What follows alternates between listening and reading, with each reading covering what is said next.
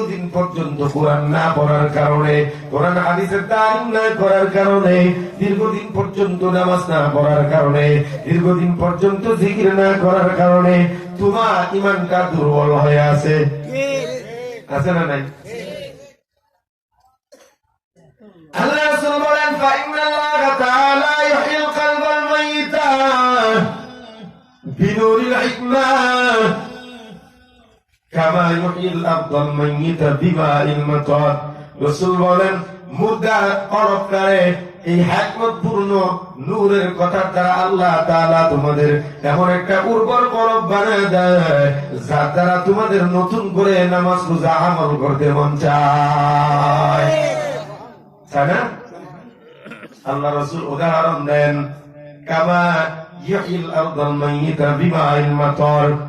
আপনারা দেখবেন ফাল্গুন চৈত্র মাসে জমিন ফেটে চৌচির হয়ে যায়, আকাশ থেকে কোনো বৃষ্টি নাই, এমন টাইমে গাছপালা দেখো দুর্লতার পাতাগুলো ঝরে যায়, জমিনের গাছগুলো শুকায় যায়, জমিন ফেটে চৌচির হয়ে যায়, গরু ছাগল গাভীগুলো পর্যন্ত ঘাস খাইতে পায় না।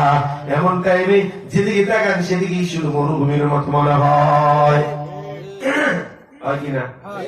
মাঝে মাঝে তো আপনার এখন দুধের একটা গাভী কিনছিলাম, কাঁচা কাঁচা ঘাস খাওয়াইলে দুধ একটু হইতো, ঠিক না?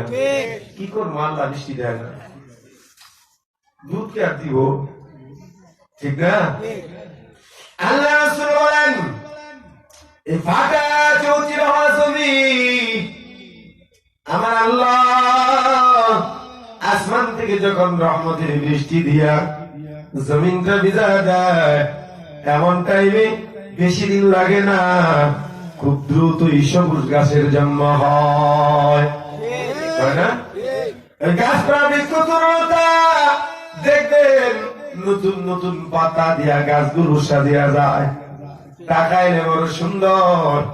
রাসূল বলেন, আসমানের বৃষ্টি মরা পাটা জমির জন্য যতটা প্রয়োজনীয়, ইমানদারের কলবটারে তাজা করার জন্য উলামায়ে কেরামের জলসায় যাওয়াটা ততটা প্রয়োজনীয়। জোরে বলুন সুবহানাল্লাহ।